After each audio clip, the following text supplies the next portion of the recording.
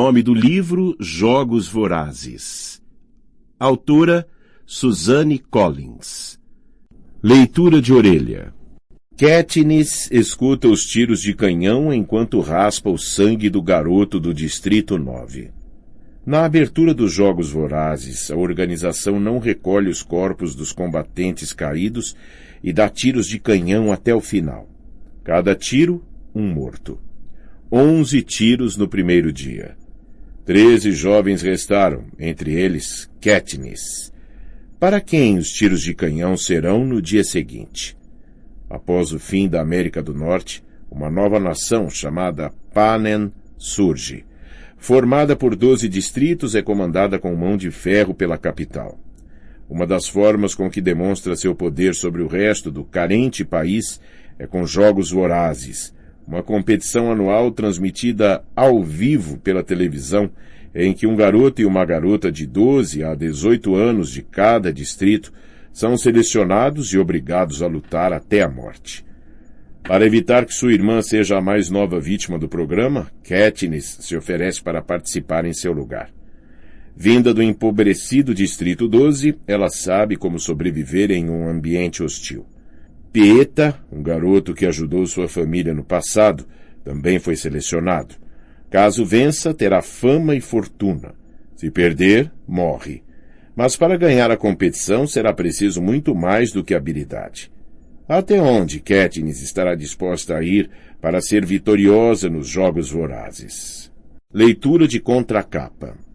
Matar ou morrer? Não há escolha. Na arena, o mais capaz vence. Que os Jogos Vorazes comecem. A história me fez passar várias noites em claro, porque, mesmo quando terminava de ler, ficava acordada pensando. Jogos Vorazes é surpreendente. Stephenie Meyer. Pasta 1. Parte 1.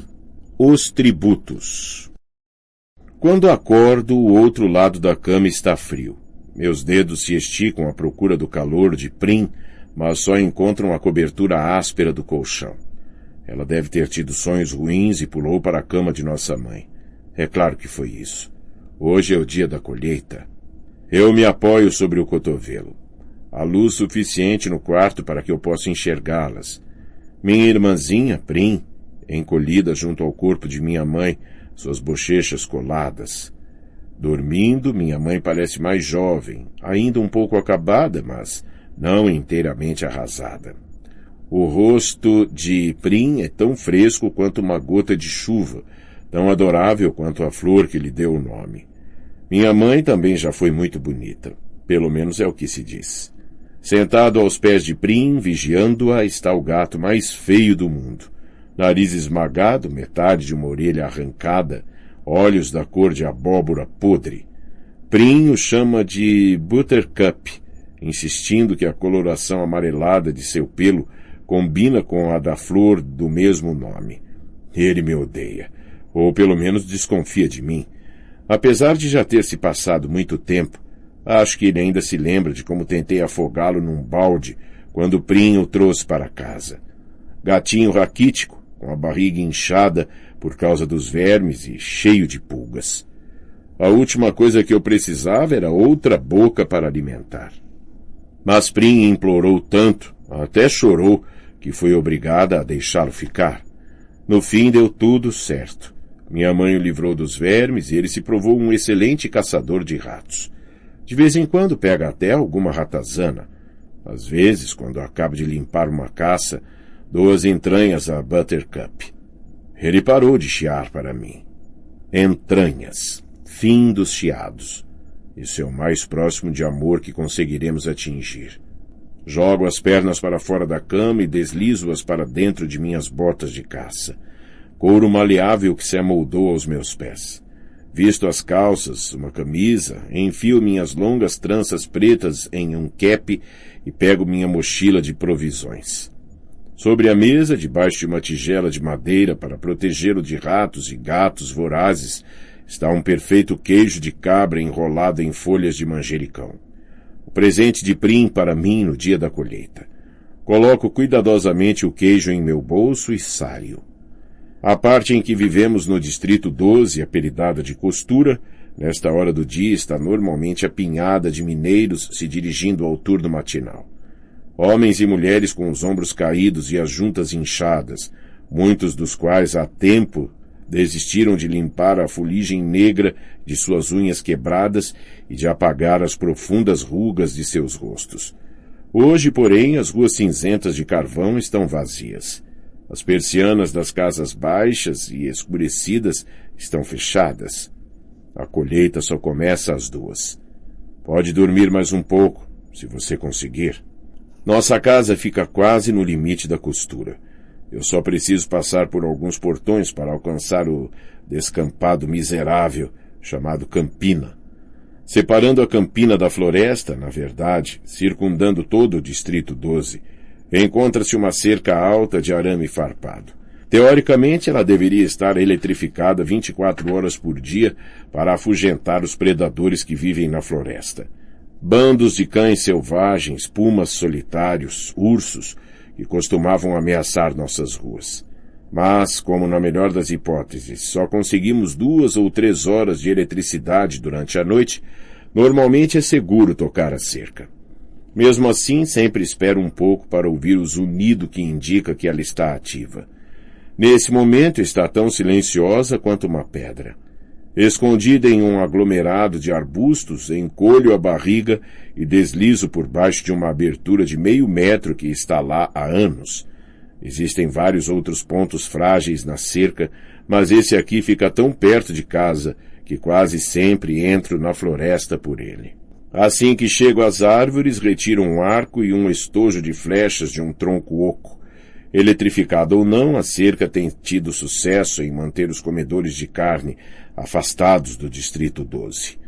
Na floresta eles correm livremente, e há ainda outras preocupações no local, como cobras venenosas e animais raivosos, e nenhuma trilha por onde se orientar.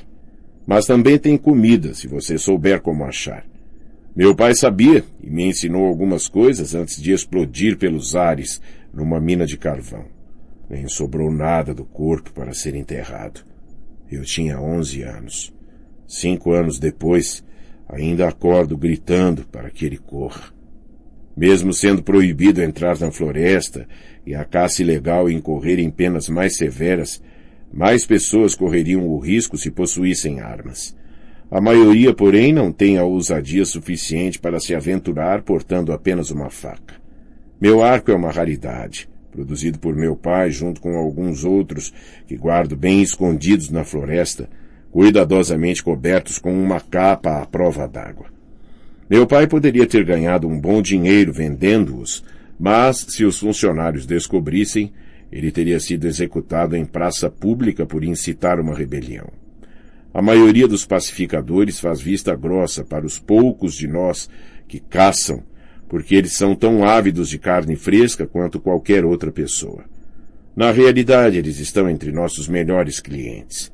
Mas a simples ideia de que alguém pudesse estar enchendo a costura de armas jamais teria sido permitida. No outono, umas poucas almas corajosas penetram na floresta para colher maçãs. Mas sempre numa posição visível da campina. Sempre perto o suficiente para correr de volta para a segurança do Distrito 12, se algum problema surgir. Distrito 12, onde você pode morrer de fome em segurança, murmuro. Então olho de relance por cima de meu ombro. Mesmo aqui, no meio do nada, você fica preocupado de alguém estar te ouvindo. Quando eu era mais nova, assustava minha mãe para valer com as coisas que eu soltava sobre o Distrito 12, sobre as pessoas que governam nosso país, Panem, da longínqua cidade chamada Capital. Com o tempo entendi que isso apenas traria mais problemas. Então aprendi a controlar a língua e a mascarar minhas feições, de modo que ninguém pudesse jamais ler meus pensamentos. Aprendi a fazer meu trabalho calada na escola, somente falar o mínimo necessário e de maneira educada no espaço público. Discutir apenas compra e venda no prego, mercado negro onde ganho grande parte do meu dinheiro. Mesmo em casa, lugar que me incomoda, evito abordar assuntos problemáticos, tais como a colheita, ou a escassez de comida, ou os jogos vorazes. Prim poderia começar a repetir minhas palavras e, então, como é que ficaríamos? Na floresta está me esperando a única pessoa com quem eu posso ser eu mesma. Gale. Posso sentir os músculos de meu rosto relaxando, meus passos se acelerando enquanto escalo o morro até nosso local, uma saliência de rocha que dá vista para um vale. A visão dele esperando lá em cima me faz dar um sorriso. Gale diz que eu nunca sorrio, exceto na floresta. Oi, Catnip, cumprimenta Gale. Meu verdadeiro nome é Katniss, mas quando eu disse o nome a ele pela primeira vez, eu estava quase sussurrando. Então ele pensou que eu tivesse dito Catnip, uma flor selvagem muito apreciada pelos gatos. Aí, uma vez, quando um lince louco começou a me perseguir, o nome passou a ser meu apelido oficial. Eu acabei tendo de matar o lince porque ele afugentava minha caça. Quase lamentei o fato porque ele não era uma má companhia, mas consegui um preço bastante bom por sua pele. Olha só o que abati. Gale está segurando um pedaço de pão com uma flecha enganchada. Eu rio. É um pão realmente assado, diferente daqueles pãezinhos amassados que a gente faz com a ração de grãos. Eu o pego, retiro a flecha e posiciono o nariz em frente ao furo, inalando a fragrância que faz minha boca se encher de saliva. Um pão tão bom assim é para ocasiões especiais. Ainda está quentinho, comento. Ele deve ter passado na padaria bem cedinho para comprá-lo. Quanto custou? 1 esquilo apenas.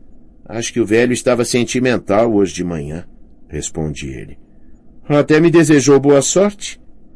Bem, todos nós nos sentimos mais próximos uns dos outros hoje, não é? Prim deixou um queijo para nós. Eu o retiro da mochila. O semblante dele se ilumina com o presente. Obrigado, Prim. Vamos ter um verdadeiro banquete. De repente, ele passa a falar com o sotaque da capital, enquanto imita com mímicas Effie Trinket, a mulher otimista ao extremo que aparece uma vez por ano para ler os nomes na colheita. Quase esqueci. Feliz Jogos Vorazes. Ele arranca algumas amoras. E que a sorte... Ele joga uma amora na minha direção. Pego-a com a boca e rompo com os dentes a delicada película. A suave acidez explode em minha língua. Esteja sempre com você. Termino com a mesma vivacidade. Nós temos de fazer piada com isso porque a alternativa é ficar totalmente aterrorizado. Além disso, o sotaque da capital é tão afetado que faz com que quase tudo dito nele soe engraçado. Observo Gale pegar sua faca e fatiar o pão. Ele podia ser meu irmão. Cabelos lisos e pretos, pele morena, ambos temos até os mesmos olhos cinzentos. Mas não somos parentes, pelo menos próximos. A maioria das famílias que trabalham nas minas se parecem umas com as outras. É por isso que minha mãe e Prim, com seus cabelos louros e olhos azuis, sempre parecem deslocadas. Elas estão... Os parentes de minha mãe faziam parte da pequena classe de mercadores que abastecia os funcionários, os pacificadores e ocasionais clientes da costura. Eles tinham uma loja de botica na parte mais simpática do Distrito 12. Como quase ninguém tem condições de pagar um médico, os boticários são nossos curandeiros. Meu pai conheceu minha mãe porque às vezes coletava ervas medicinais em suas calçadas e as vendia para sua loja para que fossem posteriormente transformadas em remédios. Ela deve ter realmente se apaixonado por ele, já que abandonou sua casa para morar na costura.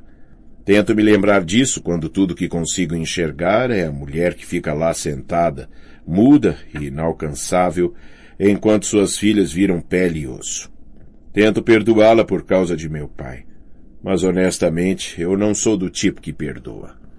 Gale espalha as fatias de pão com um macio queijo de cabra, cuidadosamente colocando uma folha de manjericão em cada uma enquanto colho amoras. Nós nos recostamos em um canto das rochas. Desse local somos invisíveis, mas temos uma visão bem nítida do vale, que está apinhado de vida devido ao verão. Vegetais a serem colhidos, raízes a serem desenterradas, peixes iridescentes à luz do sol. O dia está glorioso, com um céu azul e uma suave brisa. A comida está maravilhosa, com o queijo de cabra derretendo sobre o pão quente e as amoras se desfazendo em nossa boca. Tudo seria perfeito se hoje fosse realmente um feriado, se esse dia de folga significasse poder vagar pelas montanhas com Gale em busca de caça para a ceia. Em vez disso, nós teremos de estar em pé na praça às 14h, esperando os nomes serem anunciados. A gente teria como fazer isso, sabe? Diz Gale calmamente. O quê? Pergunto. Sair do distrito. Fugir daqui? Viver na floresta? Você e eu. A gente conseguiria, completa. Não sei como responder. A ideia é absurda demais. Se a gente não tivesse tantas crianças, acrescenta ele rapidamente. Elas não são nossas crianças, é claro, mas bem que poderiam ser. 2 irmãozinhos de Gale e uma irmã, Prim. E você pode colocar também nossas mães, porque como elas viveriam sem a gente? Quem alimentaria aquelas bocas que estão sempre pedindo mais? Com nós 2 caçando diariamente, haverá noites em que a caça terá de ser trocada por banha de porco, ou cadarços, ou lã, e noites em que teremos de dormir com nossos estômagos vazios. Eu jamais vou querer ter filhos, comento. Talvez eu tivesse se eu não morasse aqui. Mas você mora? Digo irritada. Ah, esquece isso, retruca ele. A conversa parece completamente fora de foco. Ir embora? Como eu poderia abandonar Prim, que é a única pessoa no mundo que tenho certeza de amar? E Gale é dedicado à família dele. Nós não podemos ir embora, então, por que se incomodar falando sobre isso? E mesmo que a gente fosse embora, de onde veio essa história de ter filhos? Nunca houve nada romântico entre Gale e eu. Quando nos conhecemos, eu era uma magricela de 12 anos, e embora fosse apenas 2 anos mais velho do que eu, ele já parecia um homem. Demorou um bom tempo até que pudéssemos ao menos nos considerar amigos, até que parássemos de discutir todas as transações e começássemos a colaborar um com o outro. Além disso, caso deseje ter filhos, Gale não terá nenhuma dificuldade em encontrar uma esposa. Ele é bem apessoado, é suficientemente forte para trabalhar nas minas e ainda caça. A forma com que as garotas sussurram a seu respeito quando Gale chega na escola já indica que elas estão interessadas nele. Eu fico com ciúme, mas não pelo motivo que você está imaginando. Bons parceiros de caça são difíceis de encontrar. O que você quer fazer? Pergunto. Nós podemos caçar, pescar ou colher. Vamos pescar no lago. Nós podemos deixar as varas e fazer uma coleta na floresta.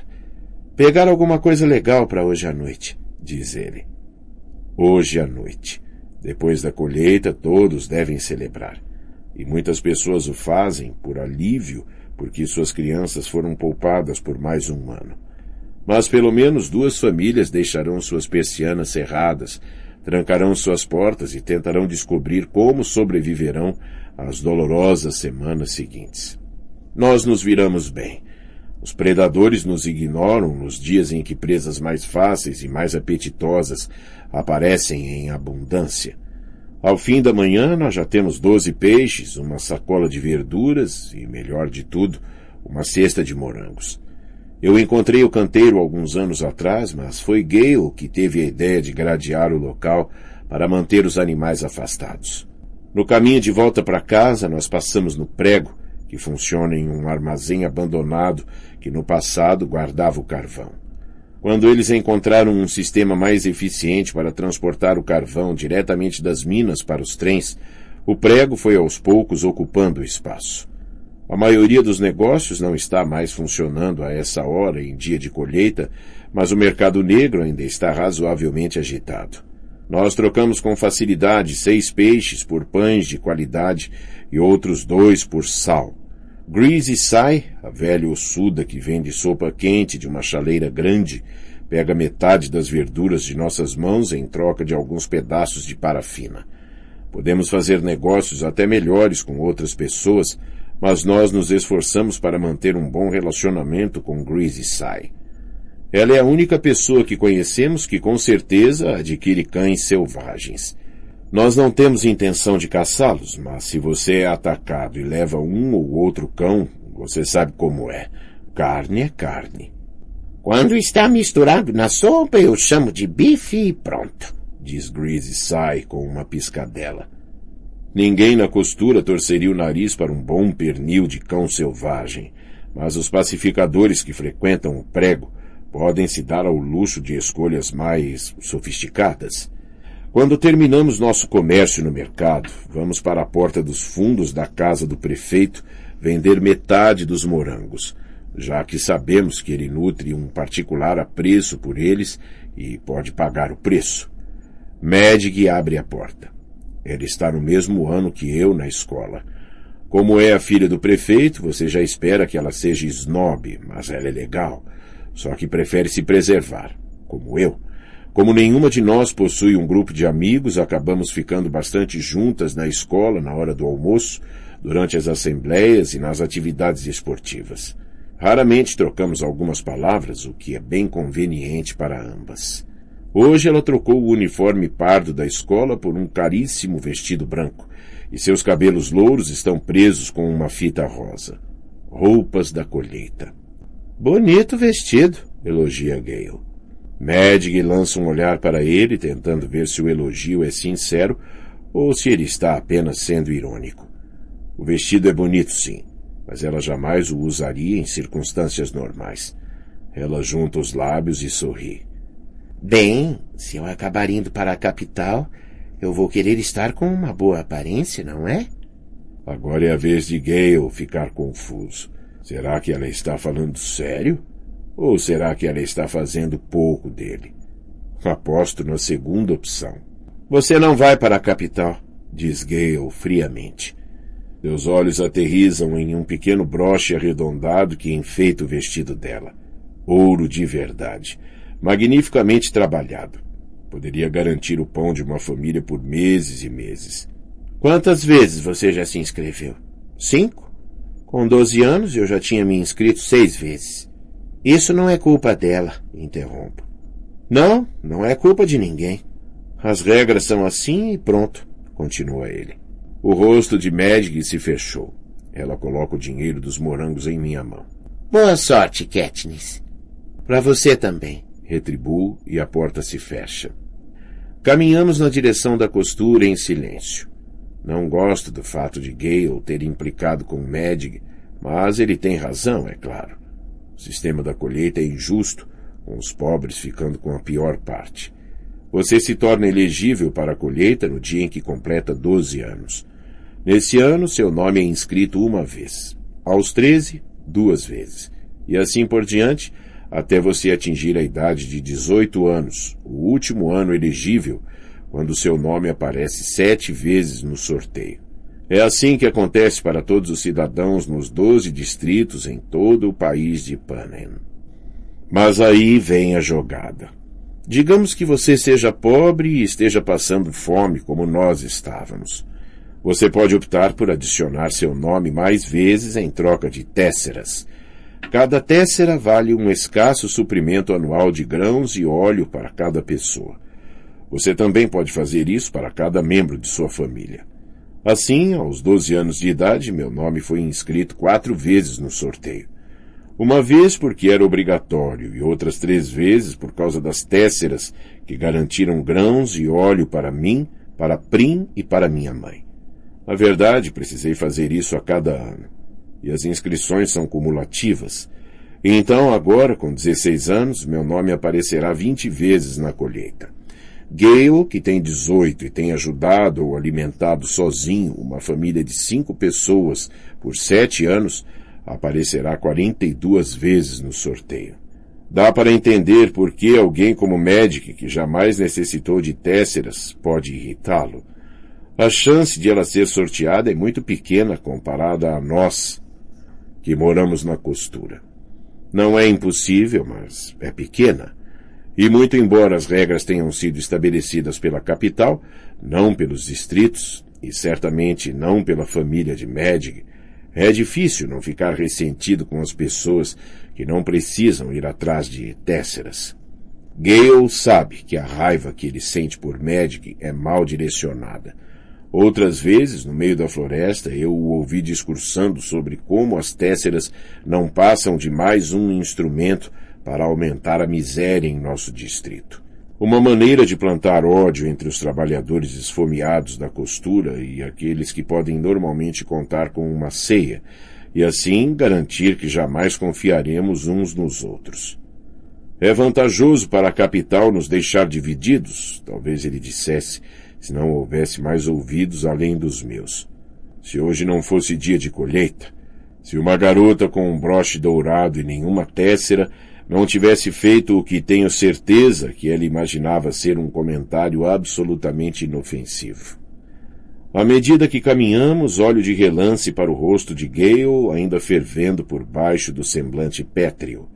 O ódio dele me parece sem sentido, embora eu jamais diga algo parecido. Não é que eu não concorde com ele. Concordo, mas o que nos ajuda a ficar vociferando contra a capital no meio da floresta? Não muda coisa alguma. Não torna as coisas mais justas. Não enche nosso estômago. Na verdade, acaba até assustando os animais que estamos caçando. Mas deixo ele berrar. Melhor ele berrar aqui na floresta do que no distrito. Gale e eu dividimos nossos despojos. 2 peixes, alguns pães de boa qualidade, verduras, uma porção de morangos, sal, parafina e um pouco de dinheiro para cada um. A gente se encontra na praça. Vê se veste alguma roupa bonita, diz ele sem alterar a voz. Em casa, minha mãe e minha irmã estão prontas para sair. Minha mãe está usando um lindo vestido da época do Boticário.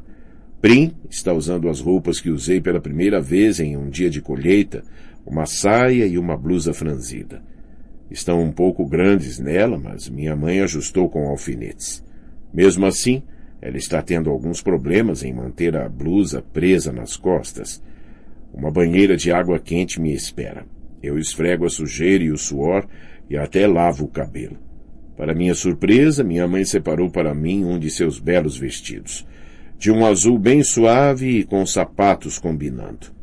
Tem certeza? Pergunto. Estou tentando superar a vontade que sempre tenho de rejeitar as ofertas dela. Tinha uma época que eu ficava tão zangada que não permitia que ela fizesse nada por mim. E isso aqui é algo muito especial.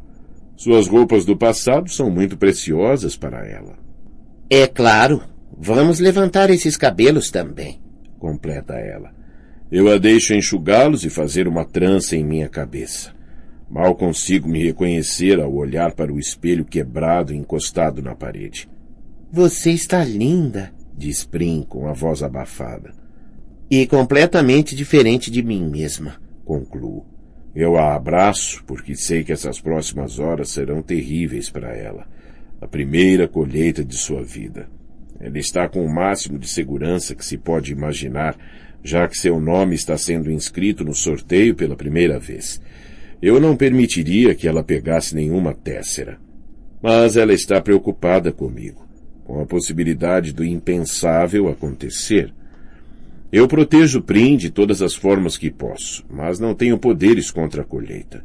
A angústia que sempre sinto quando ela está com algum desconforto enche meu peito e ameaça transparecer em meu rosto. Reparo que a blusa dela escapou novamente da saia na altura das costas e me forço a manter a calma. Enfia a saia, patinho, digo, colocando a blusa de volta no lugar. Prim dá uma risadinha e faz. Quack! Quack para você também, sorriu levemente. O tipo de coisa que somente Prim consegue arrancar de mim. Vamos comer, convido e dou um beijinho rápido na testa dela. O peixe e as verduras já estão cozinhando, mas serão para a ceia.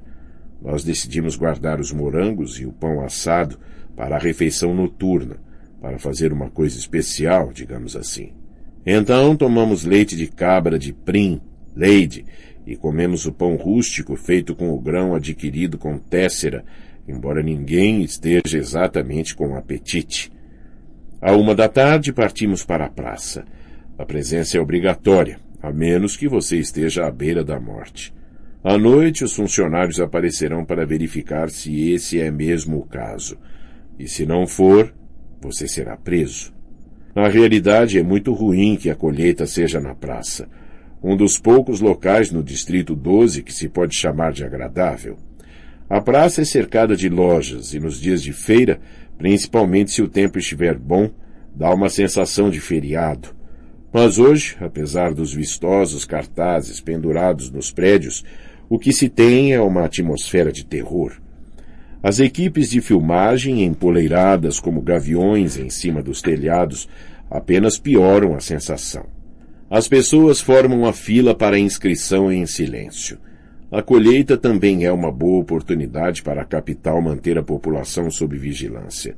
Os jovens entre 12 e 18 anos são arrebanhados em áreas separadas por cordas e assinaladas com as respectivas idades, os mais velhos na frente e os jovens, como prim, na parte de trás.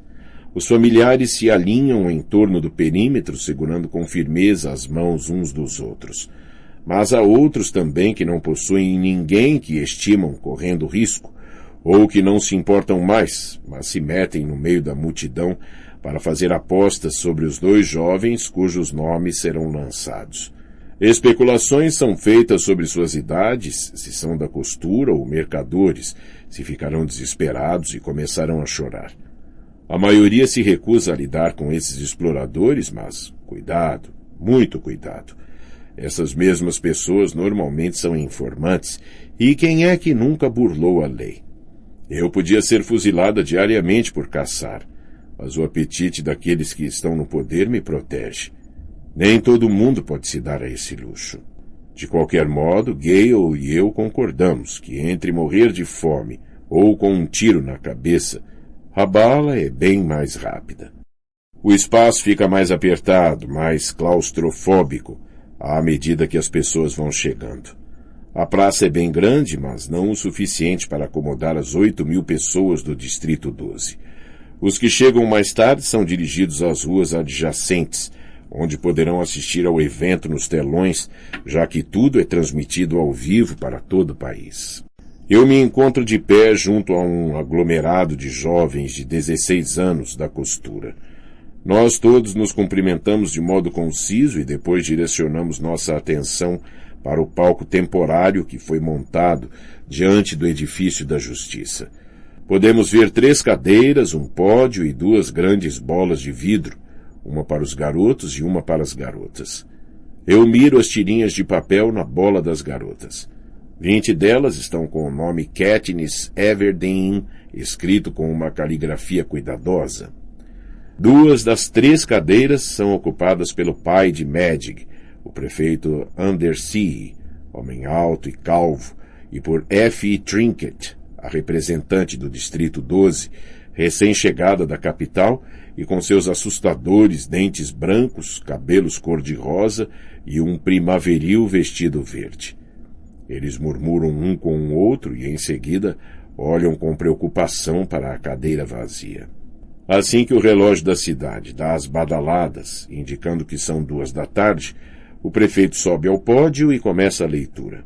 É a mesma coisa todos os anos. Ele conta a história de Panem, o país que se ergueu das cinzas de um lugar que no passado foi chamado de América do Norte. Ele lista os desastres, as secas, as tempestades, os incêndios, a elevação no nível dos mares que engoliu uma grande quantidade de terra, a guerra brutal pelo pouco que havia restado. O resultado foi Panem, uma resplandecente capital de 13 distritos unidos que trouxe paz e prosperidade a seus cidadãos. Então vieram os dias escuros, o levante dos distritos contra a capital. 12 foram derrotados, o 13º foi obliterado. O Tratado da Traição nos deu novas leis para garantir a paz, e com uma lembrança anual de que os dias escuros jamais deveriam se repetir, também nos deu os Jogos Vorazes. As regras dos Jogos Vorazes são simples. Como punição pelo levante, cada um dos 12 distritos deve fornecer uma garota e um garoto, chamados tributos, para participarem. Os 24 tributos serão aprisionados em uma vasta arena a céu aberto, que pode conter qualquer coisa, de um deserto em chamas a um descampado congelado. Por várias semanas, os competidores deverão lutar até a morte. O último tributo restante será o vencedor. Levar as crianças de nossos distritos, forçá-las a se matar umas às outras, enquanto todos nós assistimos pela televisão.